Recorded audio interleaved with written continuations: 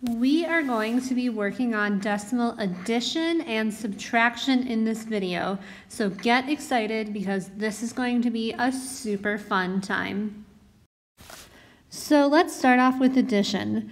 Here is an example problem of adding two decimal numbers, 6 and 72 hundredths plus 3 and 84 hundredths.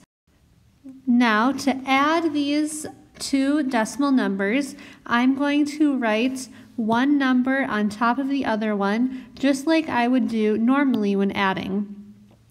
So I will write 6 and 72 hundredths, and then under that here I will write 3 and 84 hundredths. When I write the number underneath, it's really important that I line up place values. So in order to do that, make sure that the decimals are right on top of each other, just like that. Then I will add, just like normal. 2 plus 4 is 6, 7 plus 8 is 15, so I write the 5 and carry the 1. 3 plus 6 is 9, plus 1 is 10, and then when I add, I just bring this decimal straight down. So I would have 10 and 56 hundredths as my answer. Here is another example. 3 and 25 hundredths plus 12 and 7 tenths. So I'll do the same thing where I line up one on top of the other. 3 and 25 hundredths. Now when I write my other number underneath, and let me show you first the wrong way to do this. This is what I do not want to see. You have three numbers, so you just line them up, the three numbers on top of each other. This is wrong. Do not do this. Super bad. Let me explain why now. When we look at our decimals here, they are not lined up directly on top of each other like they are so beautifully over here. So this is what I do not want to see. This is what you need to do instead. So you write your first number, and then you can start off with the decimal of the second number. You know the decimal point will need to go in the same spot along the same track. So your decimal will go here, and then just fill in with everything else. Directly to the right is the 7, 2, and the 1. So it will look like this. And then we add. So we have 5 plus nothing. I could just leave this as nothing, or I think it also helps to add in a 0. If I add a 0 at the end of a decimal, it doesn't change the value. 70 hundredths is the same as 7 tenths. So in a decimal, adding a 0 doesn't matter, and I think it makes it a little easier to add. So now I have 5 plus 0 is 5, 2 plus 7 is 9, 3 plus 2 is 5, 1 plus nothing is 1. Then I just bring this decimal straight down. So in the end, my answer is going to be 15 and 95 hundredths. So now I'm going to move on to decimal subtraction. And honestly, if you felt comfortable with the procedures of how we do decimal addition, you'll probably feel pretty similar with decimal subtraction. The way we do decimal addition and subtraction is really the same way. The only thing we change is if we add or subtract. Let me show you. So in this problem, 10 and 58 hundredths minus 6 and 49 hundredths, just like before, I'm going to write one on top of the other. So I write 10 and 58 hundredths minus 6 and 49 hundredths. So notice how when I wrote this, just like before with addition, I kept those decimal points right on top of each other, all in the same track here. It's also very important that you do this with subtraction. And then now we subtract just like normal. So I think, can I do 8 minus 9? Nope, so I need to borrow. So I'll borrow from the 5, that becomes a 4, and the 8 becomes 18. 18 minus 9, 9. 4 minus 4, 0. 0 minus 6, can't do that, so I will borrow. Becomes a 10 minus 6, 4, and 0. And then I bring down my decimal. So 4 9/100 is my answer on this one. Here is another example problem you might see. 12 2/10 minus 3 87/100. So once again, I'll set up my problem so I write one on top of the other. So 12 2/10 minus, now be careful, just like before, this is not what I want to see, super bad. We did not line up the decimals correctly. So just like before, I'll start off with my first one. The second one I know needs to go in the same track. So I'll put my decimal there and then fill in with the other numbers. Right before the decimal is the 3, and then right after is the 8, and then the 7. Notice how I kept all of the place values in the same column. I wrote the 3 right underneath the 2 because they're both in the ones place. It's really important that when you write these problems, you write it very, very carefully, writing everything in the exact correct spot. So now we have our problem set up, and we can subtract. So to start off with, I have nothing minus 7. So to make this easier to work with, nothing, instead of just having nothing there, I can write a 0. Now I think, can I do 0 minus 7? No, so I'll need to borrow. So this 2 becomes a 1, the 0 becomes a 10, 10 minus 7, 3, 1 minus 8, can't do that, so I've got to borrow. The 1 becomes an 11, 11 minus 8, 3, 1 minus 3, can't do it, gotta borrow. So now I have 11 minus 3 is 8, 0 minus nothing, 0. Bring down the decimal. So then my answer in the end is 8 33/100. Now here are 4 problems to try. We have 2 addition and 2 subtraction. So you can go ahead and do these now. You'll pause the video, and then when you're done, play it again to check your answers.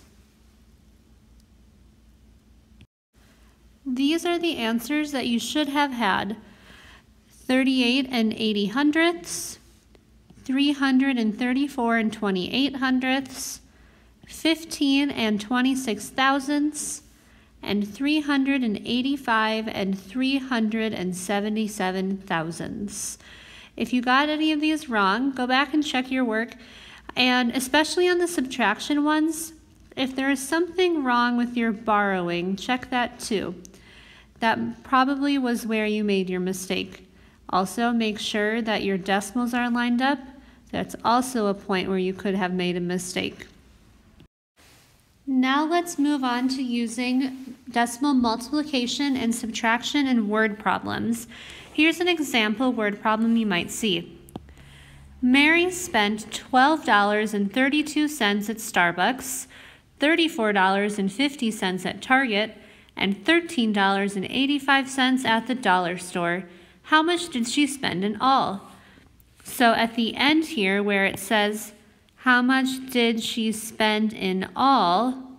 This in all is my clue that I'm going to add. I want to figure out all together, how much is this? So I solved this the same way I did before. Even though I have 3 numbers, I do it just the same. I put them right on top of each other, making sure that the decimals line up exactly. Just like this. So then we just add. 2 plus 0 is 2, plus 5 is 7, 3 plus 5 is 8, 8 plus 8 is 16, carry the 1. 1 plus 2 is 3, plus 4 is 7. 7 plus 3 is 10. Carry the 1. 1 plus 1 is 2. 2 plus 3 is 5. 5 plus 1 is 6. Then I bring down the decimal. So all together, I put my label to the dollar sign. She spent $60.67. Here's another example word problem that you might see. Joseph bought apples at the store that weighed a total of 12 3/37 pounds. He used 1 8/10 pounds of apples on Monday and 3 67 pounds on Tuesday. How many pounds of apples did he have left? So I need to figure out how to solve this. So I'll look at my question for any keywords. How many pounds of apples did he have left? This word left here tells me I'm going to subtract. So I think, what do I start with? Well, I don't know what happened there. I start with 12 3/37. Then I take away 1 8/10, and then I take away 3 67. And I will get the answer of how many are left. So now I solve. So here's my advice for you on subtracting 3 decimals.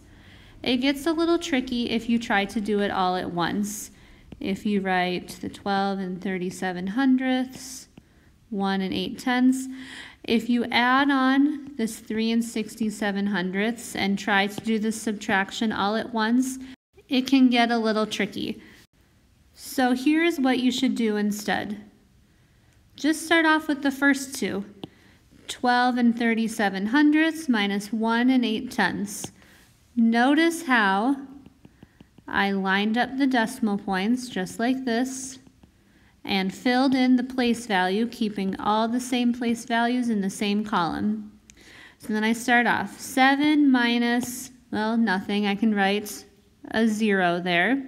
So 7 minus 0 is 7. 3 minus 8, I need to borrow. 13 minus 8 is 5. 1 minus 1 is 0. 1 minus nothing is 1. Then I put in my decimal. So now, after Monday, he had 10 57 pounds left. But then on Tuesday, he used 3 67. So that's what I need to take away from here.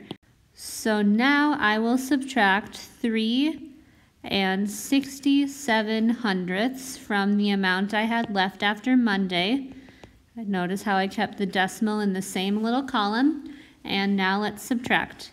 7 minus 7, 0. 5 minus 6, I'm going to have to borrow. So I look to the left and it's a 0. I can't borrow from there, so I'll have to go over here to borrow. So this this 1 here becomes a 0. And so then this can become a 10. Now I can borrow from here. This 10 now becomes a 9, so that this 5 can become a 15. So 15 minus 6 is 9. 9 minus 3 is 6. 0 minus nothing, 0. I bring down the decimal. So in the end, he had 6 90 pounds. Be sure you add your label in your answer. Here are now 2 problems for you to try on your own. So in a second, read the problems, figure out if you're going to be adding or subtracting, do your work to solve, and once you have solved the answers, play the video again to check your work. These are the 2 answers that you should have gotten: $17.44 and 7 64 minutes. If you got something wrong, compare your work to mine and see where you made your mistake. And with that is going to be the end of this video. So hopefully now you have gotten some good practice on adding and subtracting decimals, and you had fun doing it.